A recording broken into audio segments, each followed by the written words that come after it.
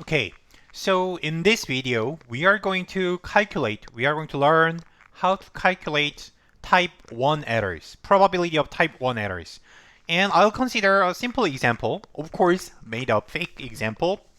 And I'll think about a aspirin medicine, whatever, just I made up the story for numerical example.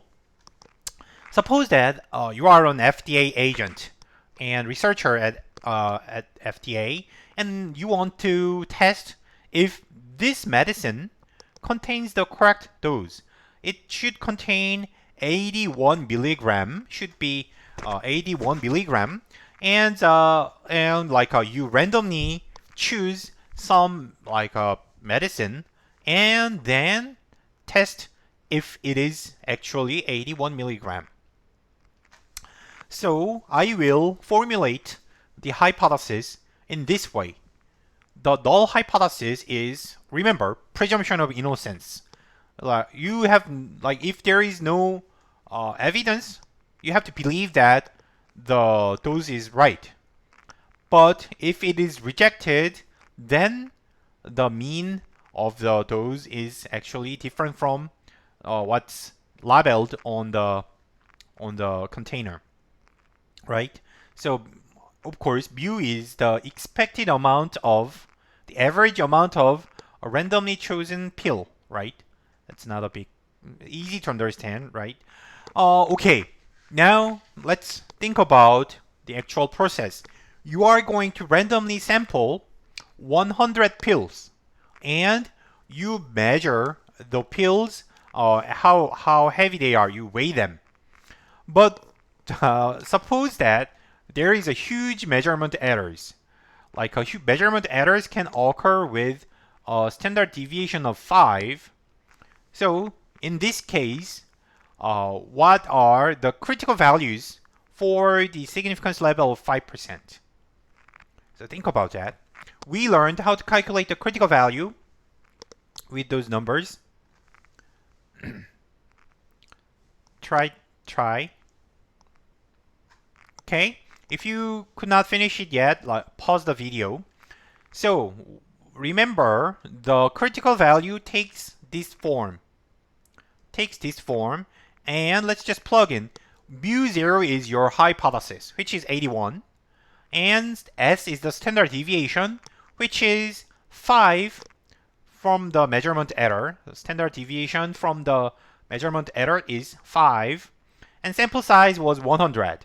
And this part, z alpha over 2 is z value. This top 2.5% value here is 1.96, which is a common number when you choose 5%. And then combining all the numbers, we get this critical values. That means, so the label amount is 81 milligram. And your measurement error is quite high, so quite large. So there could be random error happen. So you allow plus minus 0.98 milligram margin of error. But if your observation, the sample average was even outside of those margin of error, then you are going to reject the null hypothesis, right? So they are critical values, right? Now, but by the way, then what can happen here is, so we are going to use those critical values, but the problem here is, even if a aspirin, the medicine was correct, the pills were correctly dosed, but the problem could be on your measurement. So if you happen to have too large or too small measurement errors, too large measurement errors repeatedly, then your measurement error could be outside of the margin of errors, the critical values. And you may reject the null hypothesis by mistake. That is type 1 error, right? So that's type 1 error. Remember, type 1 error is when you reject the null hypothesis, but it was true.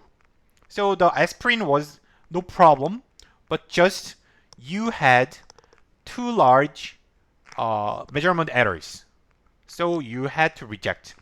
And this happens, so remember, rejection happens when the sample average is smaller than lower side critical value or greater than the upper side critical value, right? So, and the truth is, still the truth is 81. It was correct. The medicine had no problem. So then, we can easily think that the probability of type 1 error is coming from this area. Probability smaller than the lower side or greater than the upper side. Smaller than the lower critical value, greater than the upper critical value. And of course, under the assumption that the truth is 81. Truth is, it is correct. The null hypothesis is correct, right? So now then, we just need to calculate this probability. You know how to do it. X bar is normally distributed, and we know how to calculate the parameters for this sampling distribution, normal distribution. And then you need to standardize the normal distribution and then use Excel to calculate that probability. We learned step by step how to do it. So okay, I will show you the details. So by the center limit theorem, we know that X bar, the sample average, follows normal distribution, and we just need to know mu and sigma squared because the sample size is 100, so easy. And 81 is the null hypothesis, and also we assumed it is true because we are calculating type 1 error. And when you calculate type 1 error, you have to assume it is true. So automatically, the center is 81. And now the standard deviation is given as 5. So you know all the parameters. And then it is not like 81 and 0.5 is the parameters. And now you have to standardize the sampling distribution, the normal distribution to standard normal distribution. So X bar smaller than 80.02 is standardized this way. Subtract the mean and divide by the standard deviation of X bar, right? The sampling distribution's standard deviation. So then you calculate this, then you get minus 1.96. The number looks familiar, right? We will get back to that in a minute. And on the upper side, on the other tail, you can do the same thing. And also you get 1.96 because of the symmetry of the normal distribution. So then maybe it's a coincidence or there may be some reason, some mathematical mechanism why you have the same number 1.696 again here. And then if you calculate the probability, you will get 5%. By the way, in this case, one thing I want you to realize is that there is no X bar. I did not say what is observed from the data. I just gave you, so let's go back. I only told you what is the measurement error of your balance scale. And also I just gave you the sample size. That's all. I did not measure at all. So of course, because it is error probability. So error probability is calculated when you repeatedly do this test. So in the end, we get 5%. That means if you repeat this hypothesis testing 100 times, then you are going to make 5 times of type 1 error, right? That's the meaning of this error probability. That means you have to repeat the experiment. So it's not just one single observation. Like you repeat the observation, repeat the test again and again. So you don't need a single sample average. That's just only one experiment in this framework, right? So remember this. And back to the point. So in the end, actually the conclusion was pretty simple.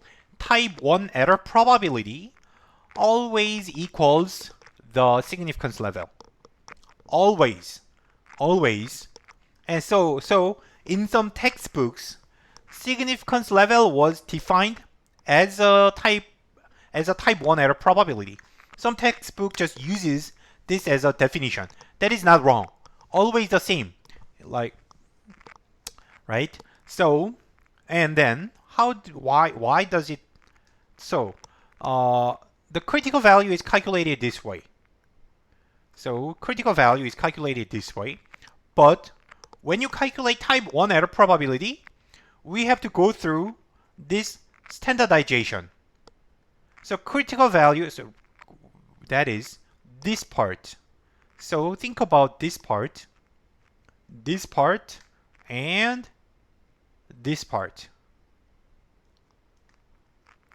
Right? So this is how we calculate the critical values. But in the following, in 2 pages, we do the standardization. Then, actually, these 2 processes are exactly the opposite, the inverse of each other. So, calculate critical value this way, and then again subtract mu0 and divide by standard deviation. So it will be cancelled out. This will be cancelled out. So in the end, we only have this guy. So as a result, the probability in the end will become this, right? Always. So that's why, excuse me, we used 1.96 when you calculate the critical value, but this number appears again here. So as I said, you are going to use the same normal distribution, sampling distribution, when you calculate the critical value and when you calculate the type 1 error.